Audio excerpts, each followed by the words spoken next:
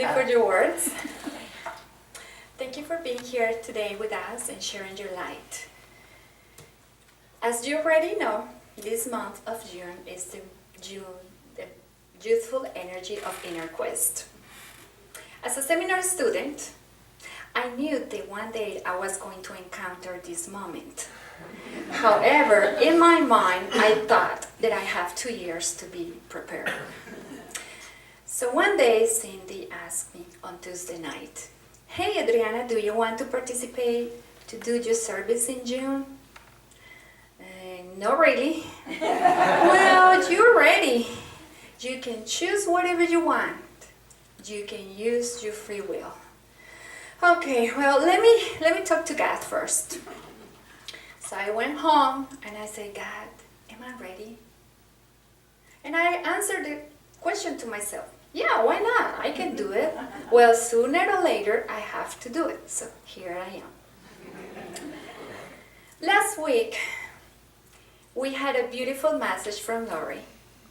She inspired us to be outside the box and leave our limitations behind so we can create the most wonderful experience in our life. We choose whatever we want to experience in our life. For example, today you are here because you choose to be here. So I wanted you to take a moment and say to your neighbor, "Thank you for being part of my journey." Thank you for being part of my journey.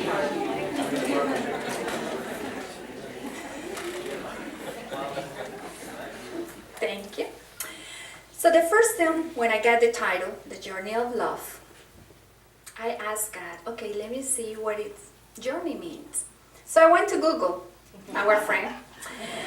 Journey is a trip, a movement, traveling from one place to another, and usually take a longer time. The metaphysical interpretation says navigate throughout a series of experiences that ultimately lead us into a better understanding of our life purpose. I like that one. Navigate throughout a series of experiences that ultimately lead us into a better understanding of our life purpose. As a human beings, we have a unique and personal path. When we decided to incarnate on Mother Earth, God provided us with a beautiful tool called free will. So we can choose what we want to experience and become a co-creators with God. So we became the architects of our destiny. Don't you think?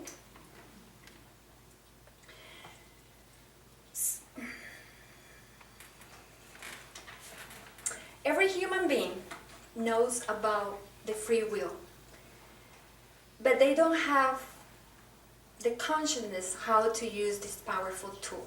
So they go in life feeling victims of their own circumstances.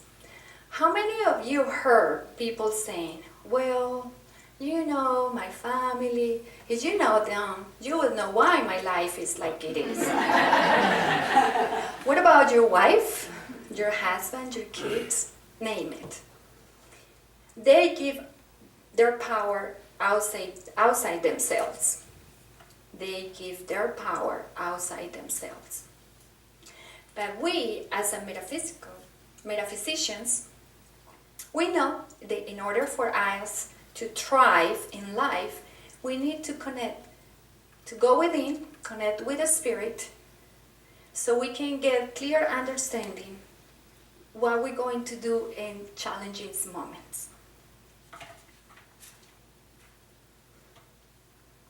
But be honest, sometimes when we face those moments, we became without, we have fears, because we are facing the unknown. Even though that we can connect with the Spirit, sometimes as human, we have those feelings, those emotions. Let me give you an example. Let's say that you are having a good life, everything is in divine order, everything is going well, you are in your comfort zone, and suddenly something happened, and you are facing something new in your life. So you need to connect with God and say, okay, God, how I'm going to do this? I have to take this new route, but I'm not sure what is the correct path to take. So we start thinking our plans. Okay. So let's say that you are thinking to change the career. Oh my God, okay, I had this plan A, plan B, and plan C. Okay? But what about plan A? Is going to work? What about plan C? I don't know. So in those moments, it's like we want to have those crystal ball, say, okay, I have plan A, show me the outcome. Plan B, yeah, I don't think that would work. Plan C, that may work. But we don't have that crystal ball. But we have something magical, our connection with the Spirit. So we need to trust that everything that is happening in our life is in divine and perfect order.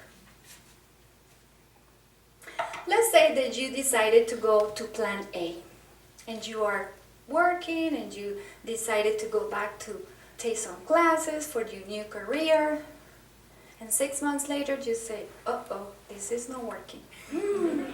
Okay, God, what I'm going to do? Show me what I need to do here. So the first thing that we need to do always is connect with God and trust that we are going to be guided to the correct path. So you may change another path, and you go to plan B.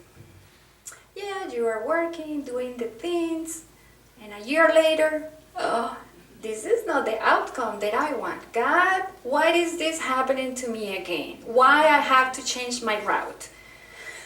Breathe. Okay.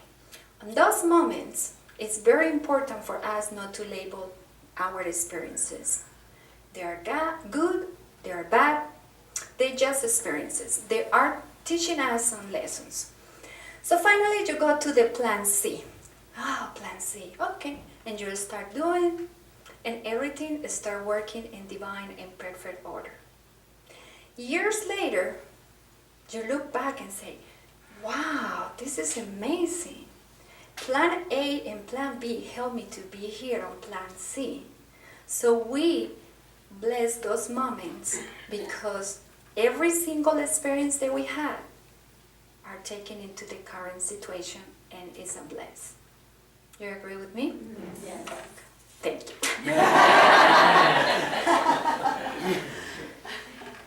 So let me read the Bible, and we will see how Joseph did on his journey. In my glasses, I use full energy using glasses now. So we have here the story of Joseph, Mary, and baby Jesus. Baby Jesus just recently born, and we have Herod, the king, who heard that the new king born.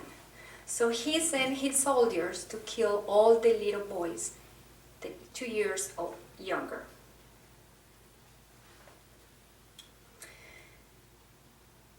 And they told, it's Matthew 2, 12. And they were told in a dream.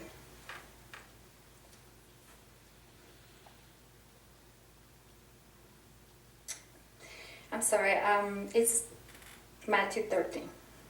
When they had gone, those wise men, the angel of the Lord appeared to Joseph in a dream and said to him, "Arise, take the infant boy and his mother, and flee to Egypt and stay there until I tell you. For Herod is ready to demand the child in order to destroy him." Then Joseph rose up, took the infant boy and his mother in the night, and escaped to Egypt. And he remained there until the death of Herod. So that was said from the Lord by the prophet might be fulfilled. "Out of Egypt have I called my son." So many years later, Joseph,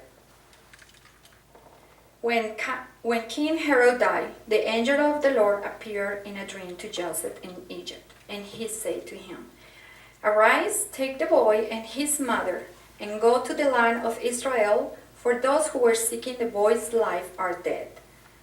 So Joseph rose up, took the boy and his mother, and came to the land of Israel. But when he heard the Archelaus had become king over Judea in the place of his father Herod, he was afraid to go there, and it was revealed to him in a dream to go to the land of Galilee. And he came and dwelt in a city called Nazareth, so that what was said, that the prophet might be fulfilled, he should be called a Nazarene.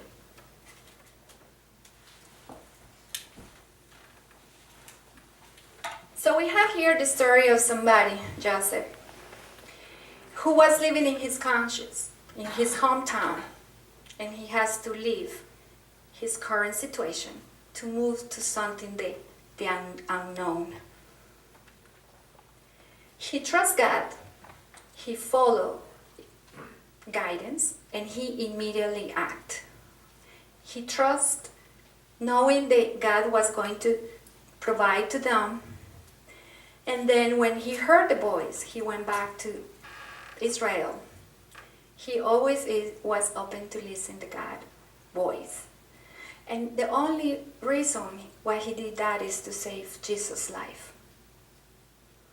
How many of you, when you are in your life, has to do some, let's say, crazy changes in your life because your current situation is not working out the best?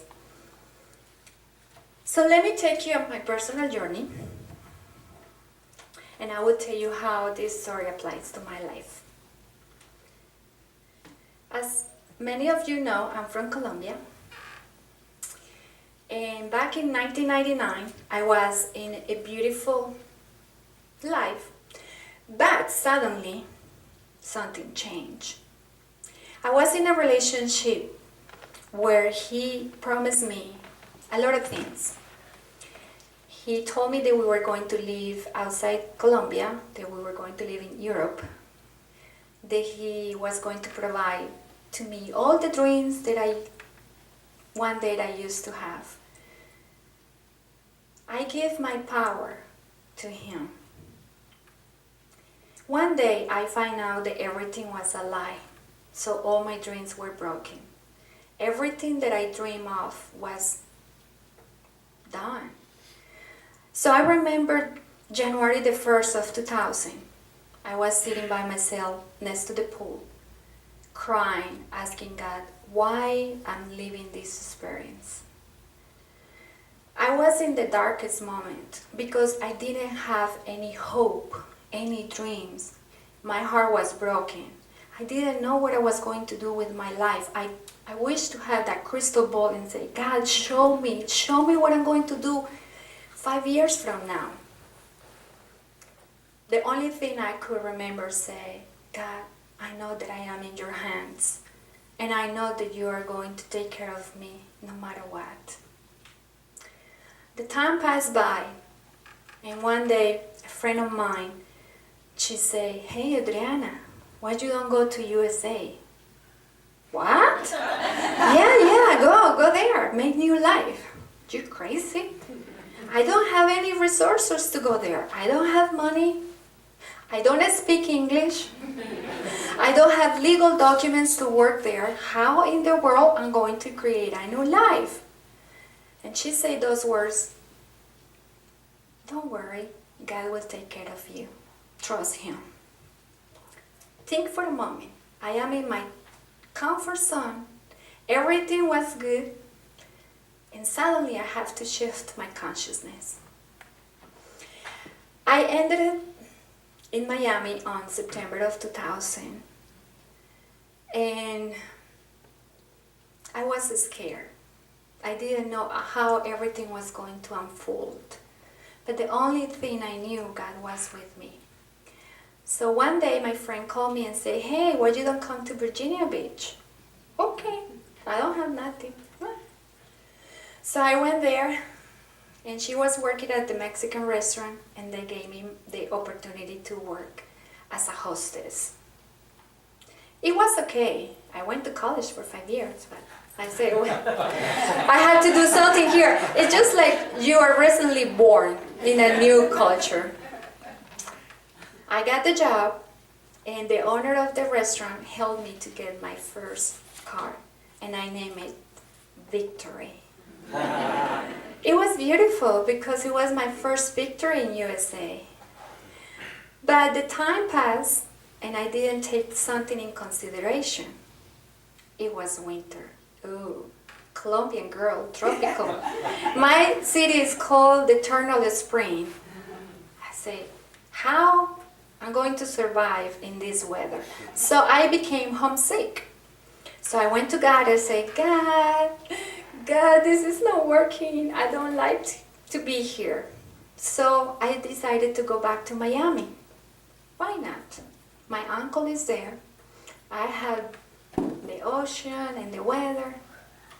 So I dropped my card. I drove Victory, I-95, and when I was crossing Savannah, Georgia, something in my heart clicked. I'm like, oh, Georgia. Oh, I love Georgia. I love this place. Something caught my attention. And I leave it in the ethers.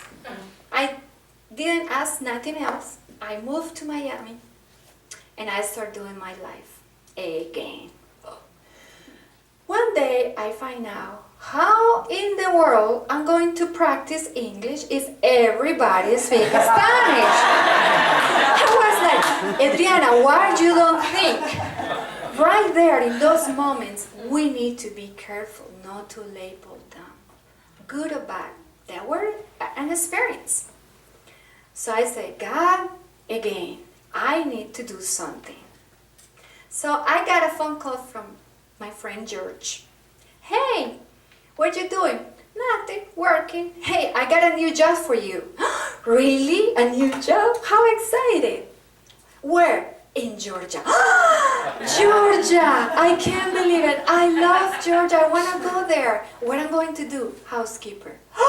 What? Really? No way. No. I went to college 5 years. I had my degree in business administration. Do you think I'm going to clean a house? No. George, come on. And he says something so beautiful. Adriana, be humble. Because you never know how God is going to use that experience and bless you. Okay. So I counsel God and say, God, do you want me to go there? Cleaning? I know my mom has been very organized and clean, but for me to do for living? Yes, go. Okay, God, I know you are in I am in your hands. So I remember my uncle said, take I-75 and you will heal downtown Atlanta. I go in my Victory card and I'm like, how I did it? Ask my angel of guides and teachers because I didn't have a cell phone, I didn't have a map. I just followed the instructions and I get into downtown Atlanta. When I got into the house, country club of the south, I don't know if you know the place, 20,000 square feet house. I was like, oh my God, how am I going to clean this house? I was not worried that I was by myself in this city. I was not worried that I didn't know anybody. I was worried how I was going to clean the house. But a lesson, I was learning a big lesson. So the following day, I could not sleep. I was so nervous. And the next day, I saw the lady of the house watching news. And she came to me and she hugged me and she said, you are safe. In my little English, I'm like, why is she saying that to me?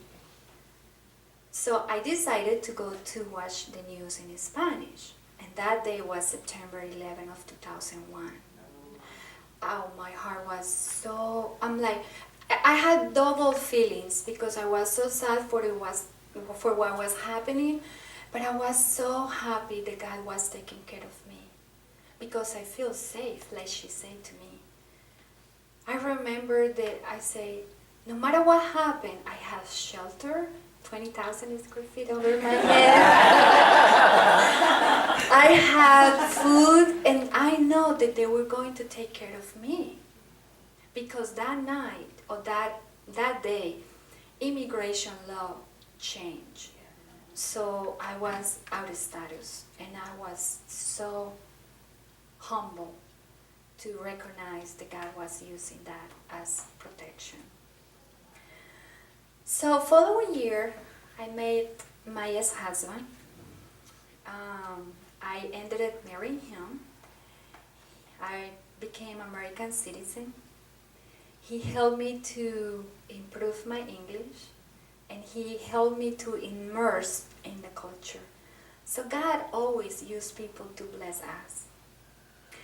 So in 2009, I got my first job with American Corporation, and I'm still there working for 7 years, and it has been a blessing. But in 2010, my life changed again. So beautiful. I'm like, why? Why, God? I thought that I was settled down. So I left him. I left my ex-husband. And I start a new journey. And I say, God, I am working outside myself. What about my internal journey? Why? I had this urge to know you more. So one day, looking through the newspaper, I found Inner Quest. And I show up here, and I never leave. That day, or that year actually, Inner Quest was organizing the trip to Turkey. And I said, God, can I go? Well, you support me. Yes? Oh yeah. Okay, perfect. Let's go. That trip was wonderful. It was my first international trip after I left Colombia. I remember the first day we were in Istanbul, and we were sitting on the top of the restaurant on top of the hotel. We were, how many? Like 22 of us, all Americans. And in front of me was the most wonderful view, the Mediterranean, blue skies. And I got this little voice, hey girl, hey you, Colombian girl, look at you now. Do you remember that day at the pool? Look how far you have come. And I start crying. Start crying because my heart was full of gratitude. Because I could not imagine having that beautiful experience in my life after all these years. All this journey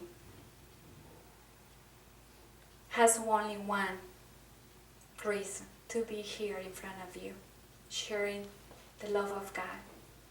How God can provide us when we think everything is lost.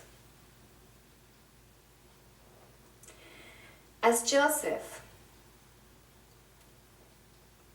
my life was changed for better. Many of you encountered this situation as well in different grades.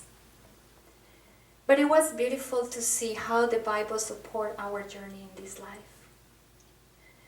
Joseph always followed guidance. And the journey of life begins with following your guidance. Remembering that God always leads safely. And God always tells you when the door is open. So in those moments, we need to be crazy enough to believe that everything is possible. If I look back, all these 16 years of my journey, I said, wow, I won't change anything. Because it brought me here to be in front of you and have a beautiful spiritual family. So, I just want you to Take this with you.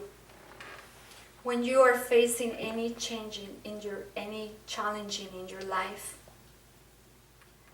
remember when you see the circumstances that are impossible, believe that everything is possible and trust.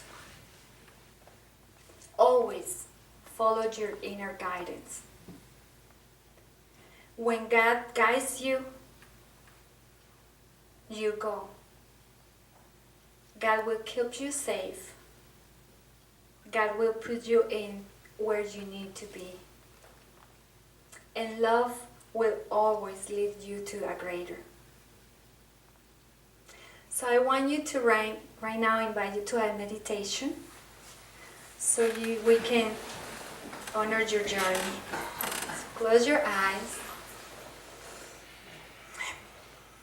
and call the love of God to engulf you. Feel the love where you are right now. That God has the most amazing journey for you. See Jesus Christ holding your hand and taking you into your heart.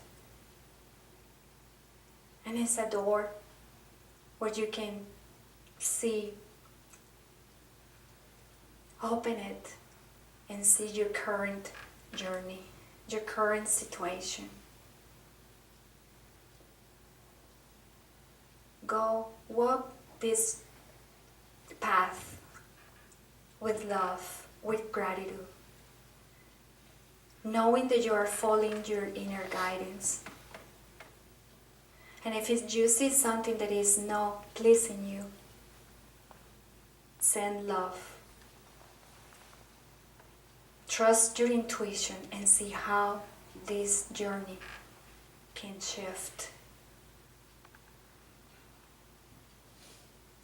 Bless your journey and ask God to provide you with all the tools that you need in order to make your life greater. You are the child of God, and He is blessing you wherever you are. Send love, all your love, because your life is unique.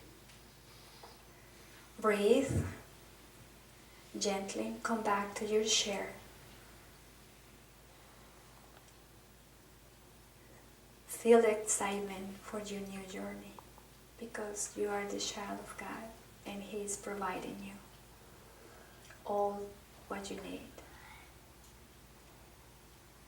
Gently open your eyes.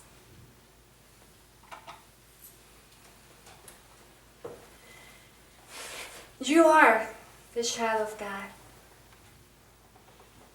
As Lori said last week, be outside your box. Leave your limitations behind and start creating the most wonderful journey, the journey of love. Thank you for being part of my journey. I love you, all of you, and so it is.